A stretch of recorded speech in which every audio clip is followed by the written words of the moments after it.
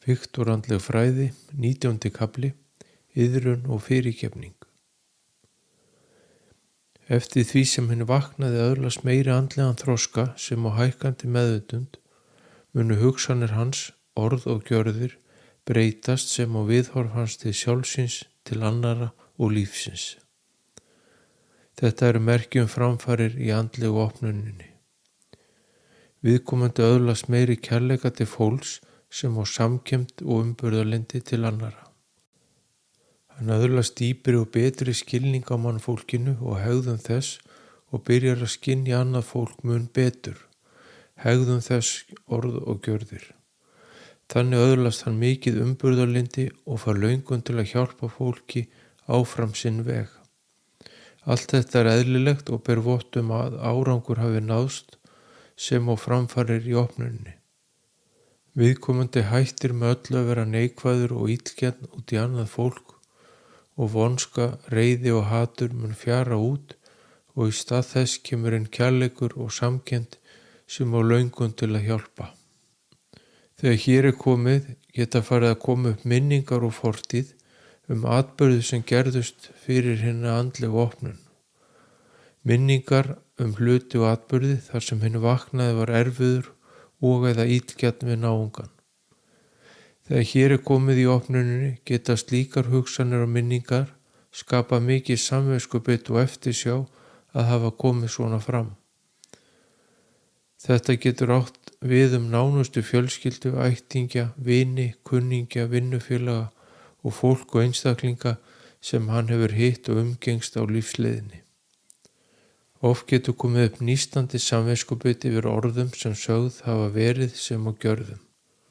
Þetta getur verið sár tilfinning og getur nagað viðkomandi að innan því slík framkoma eins og hún birtist í minningunum fortíðar myndu aldrei eiga sér stað eftir andlega opnun og því svíður þetta nú. Slíkar hugsanir geta birst og komið upp í hugan í ákveðin tíma. Þetta er hluti af uppgjöri við fortíðina en hugsanir, orð og gjörðir fortíðar eru ekki aftur tekin. Hér er best að iðrast gjörða sinna og biðjast fyrirgefningar af hjarta sínu í hugleiðslu beint til viðkomandi.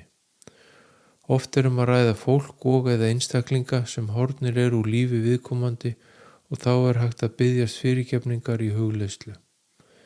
Mikilvægt að iðrast og biðja Guð að fyrirgefa sér sínar syndir og misgjörðir fortíðar. Smám saman mun samviskubitið minnka og fjara út en þessi minning og þetta uppgjör við fortíð er mikilvæg þáttur í andlegri opnun. Að iðrast gjörða sinna og ganga síðan veginn til góðs er leiðin til andlegs þroska og hækkandi meðvitundar. Flestir hafa sagt og eða gert eitthvað í fortíð sem þeir vildu hafa látið ógert og vildu óska þess að þessir atburðir hefðu aldrei átt sér stað. Fáir eru syndlausir. En mikilvægt er að gera upp fortíð sína og sættast við hana og iðrast misgjörða sinna og biðjast fyrirgefningar. Þegar minningar sem hér hafa verið lýst valda samviskubiti og vanlíðan, þá er það merki mikla framfarir og eru í raun þroskamerki og vottur hækkandi meðvitund.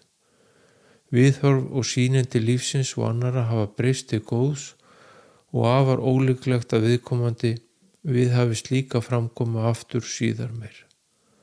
Þessar minningar eru hverjum og einu mikill skóli og lærdómur. Sá sem byrjar að iðrast hefur náð langt í sinni andlegu opnun og allt er þetta merki hækkandi meðvitund.